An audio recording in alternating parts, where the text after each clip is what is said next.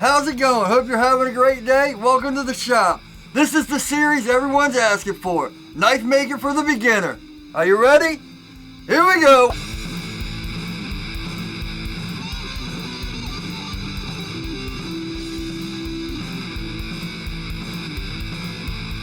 Welcome back. Hope you're having a great New Year's Day, even though it's Wednesday and you're watching this. But anyway, I digress. Let's get 2019 going and let's have a great year. Does my hair look different? Because I had to reshoot this. But anyway, I wanted to get this in. So, one comment I always see is, can you make a tutorial for beginners? Grinding for beginners. How to start your grinding. Can you send me some of your designs? How do you design your knives? All that stuff. So we're going to touch on it right here in part one. We're going to design a knife and cut it out and get the bevel started. So before we get any further, shirts are down below. My website's down below with Amazon links and some knives for sale. If you like this content, please consider subscribing. So I have another video about knife making for beginners and stuff. I'll put that up here too. Let me get these motors out of the way. I got my 1 horsepower already hooked up to the grinder. I did that last night. But first, let's draw out the design and I'll give you some tips on that. And then we'll go from there. Alright, to the bench. My Precision Ground 01 and some 1084. I've never used such thin steel or such, thin steel. Usually I get at least 2 inches. Take that how you will. It's always good when you know what your steel is to mark it. Here's one of these mark all pens that don't wear off. First good thing to live by is you want your handles to be at least like 4.5 inches. Now, if you're making a neck knife or something like that, that's different. But when you're making a full-size knife or a medium-sized knife, you want to make sure it fits in your hand. You know, look at all my designs. They all fit in the hand. They're all at least like 4.5 inches. This one's probably even bigger. You know, even this one's like a smaller knife. But if you're making it smaller, like a smaller neck knife or whatever, you want the handle to be at least as big as the blade. The blade can be smaller, but the handle is what's important. When I first started making knives, I would always make my handles way too small and my blades way too big. So here's a perfect example of what I was talking about with the handle way too small and the blade way too big. Look at that. The blade's almost twice the size of the handle. You can't even fit your hand around it. You know, it doesn't even fit. But the blade is huge. So, yeah. Try to always make them proportional. You can make the blade smaller. You know, on smaller knives like this, you want it to fit in your hand, which is fine. That can be small because the blade's not that big. It balances it out. But if you're going to make a bigger blade, you know, like this or whatever, you want it to be even. So, design.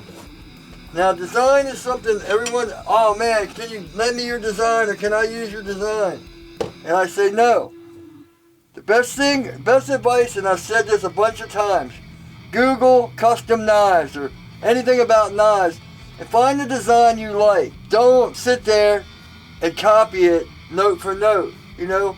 Say, oh, well, I like this blade shape, but I kind of like this handle. Or the way to be creative, because, you know, I've been an artist most of my life, so it kind of came easy to me. But practice drawing. Tracing someone else's thing at first, you know, that'll work. But get in the habit of drawing it out. And if you mess up, erase it and draw it more. You know, alcohol. That's one thing I'll show you right here. Watch this. This will be at high speed, but I'm just going to kind of go off my head. There's a knife. I don't like it. Take the alcohol.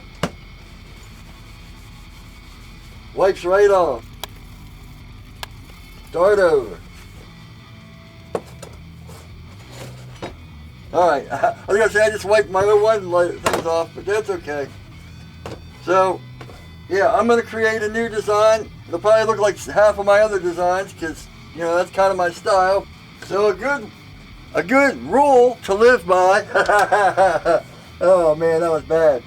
What I do a lot of times is I'll do 4.5 and then 9, you know, if I want a 9-inch blade, or, you know, 4 and 7, or, you know, something that kind of equals out. But when you're making small knives, I would say for your first knife, go ahead and make it with, you know, 4.5-inch handle and 4.5-inch blades. Cut it right down the middle, and then draw your knife in there.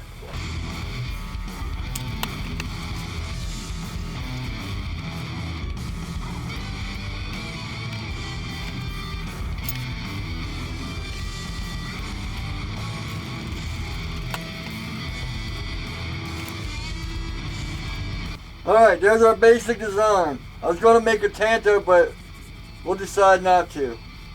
It'll just be a straight knife with a slight drop point, and then just a regular bevel. I'm not going to do any curved stuff, any swooping plunges. We're just coming straight up and going straight over. This will be our first blade. Then the second blade, I'll just make another one of these since it's sitting right here.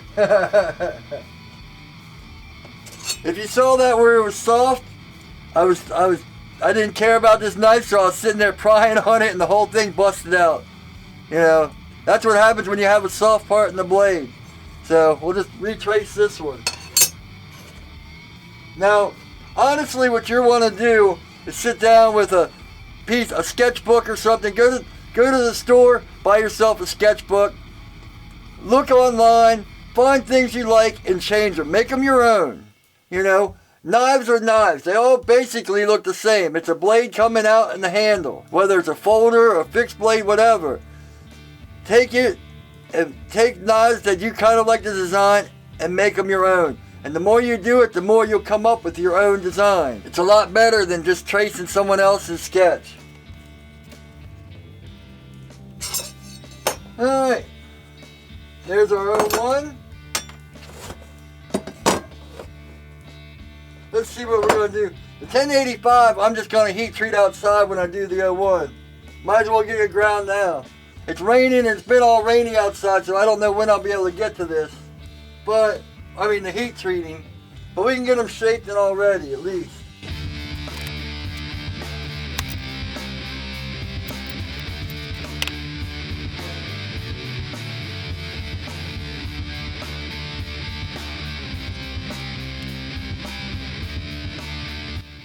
And that's the thing, when you only got thin steel, try to use as much as the edge, but you're going to have to grind that in too. So you're going to want it a little bit in, just to make it even. But you can bring all that in later. And you can't use the edge for your, well, I mean, you can use the edge, but it's going to have to come in a little bit, so.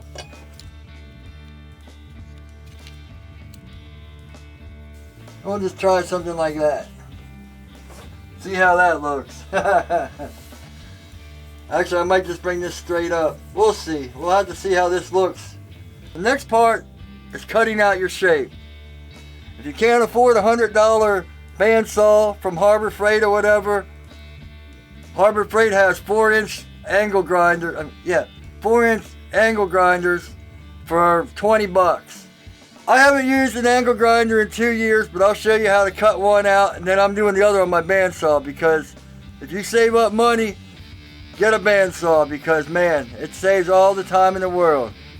Alright, let me break out this angle grinder. Slow motion time.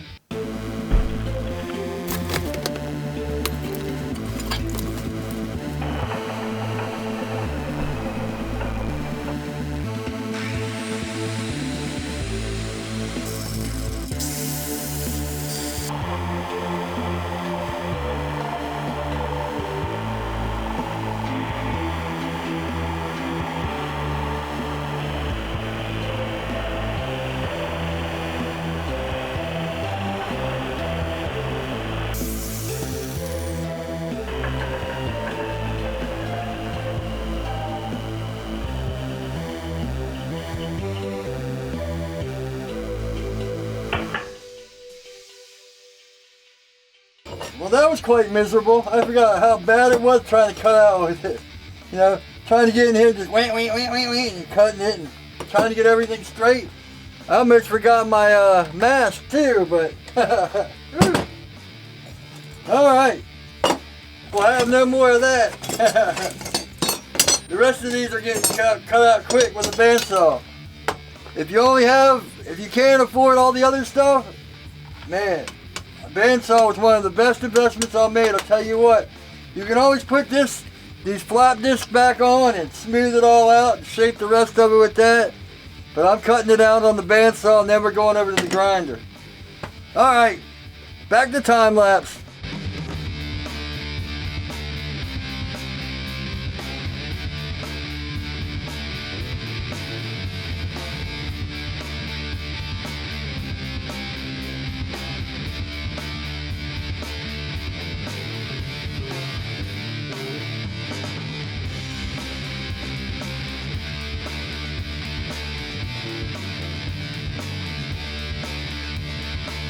So I went to cut out this shape. You probably saw me draw. And I turned it into this shape. It's just a little bit more pleasing to my eye. You know, I wanted to kind of make the drop point Warren Cliff and all that, but I just didn't like the look of it. So, yep, we're changing to this. Alright, over to the grinder. Alright, so let's get these three started. I got the 1 horsepower VFD and motor on there. I've never tried anything but a 2 horsepower, so let's see how this holds up. I might be surprised. I'll admit it if I am. You know, I gotta say I'm biased towards the 2 horsepower, but if this works good, then yeah, I gotta eat crow or whatever. Alright. Funny thing is I hooked this up, and what's forward for my disc grinder is reverse, so I have to run this thing in reverse. See? Reverse. Anyway, so we're just going to get started. When you press straight in, you're not going to get as much, you're not going to take off as much if you press straight in, so kind of use the edges and use points. When you press straight in, it grinds it, but it takes longer. It's better if you just use small points and take it down. You know, the thing is, you got your lines, but if you see a shape that you like better than your lines, go by that. It's all trial and error from here.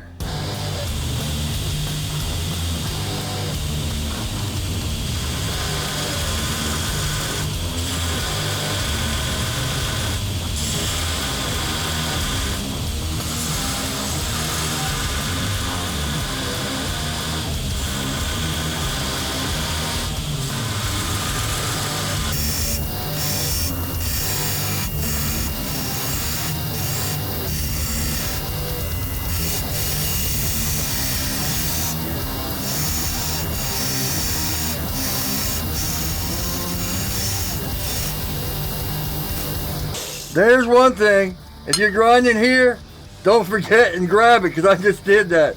Wherever you're grinding is going to be hot.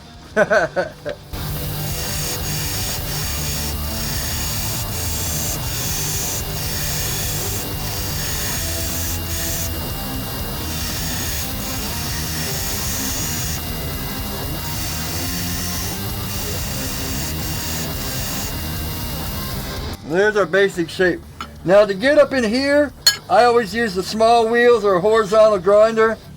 I've said this before, if you don't have small wheels, they have these little drum kits. They're like 20 or 30 bucks. You know, True Grit, all of them sell the drum pads for them too. So these will work. You just put them in a drill press or in a hand drill and go to town, just like a Dremel. Or a Dremel will work. If you don't have small wheels, you'll have to make do with something like this. But I'll show you what you can do for a little bit. You can hang the belt over and kind of come in like this and like this. You know, you're going to have to move the belt back and forth. Watch.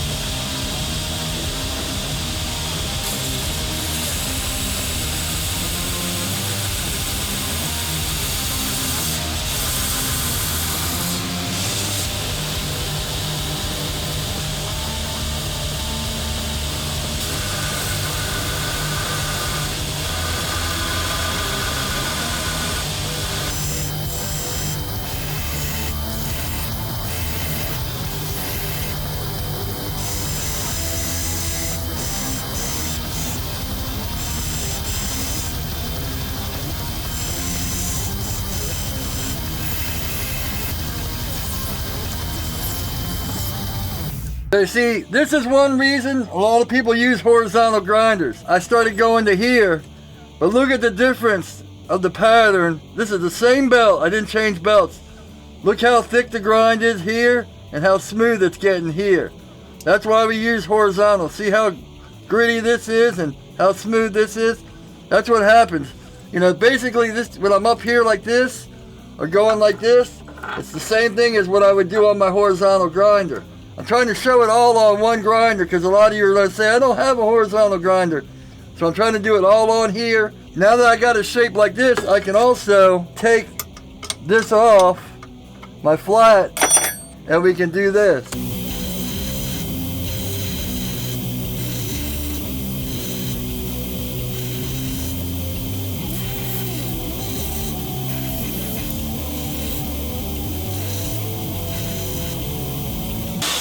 Alright, and we got a knife. Now one thing you're going to be careful of when you're doing this, you might hold it this way, or you might hold it this way, and you look at your point, and your point will be sagging.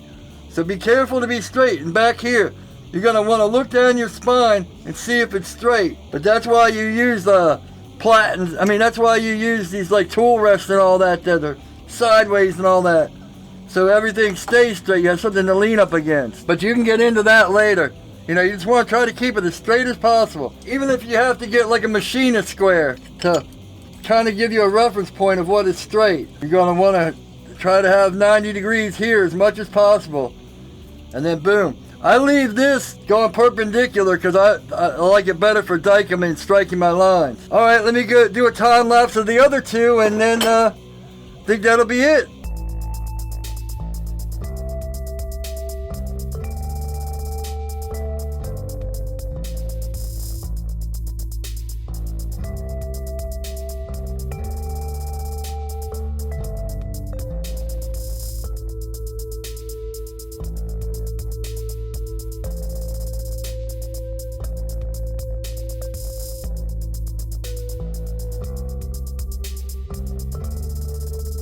Well, this camera just missed that whole time lapse, so hopefully these two are okay. But anyway, just a few tips. When you are doing this and hitting it on the top here, you're going to get burrs. So you're going to want to hit it flat too. So I think I took them all off, but yeah. So you're hitting it like this and like this. You're going to have metal hanging off. You're going to hit that because those burrs will cut you. You know, when you're sharpening a knife, you get a burr. That's how you can tell it's sharp. A burr will cut you. Hit it flat like this, all that flat. But then you gotta run it flat like this. Just lightly, just to hit the burrs off the corners. You can see right there, it's still a little bit sharp. And another thing, I like to cut, you know, I told you about cutting on the corners and all that.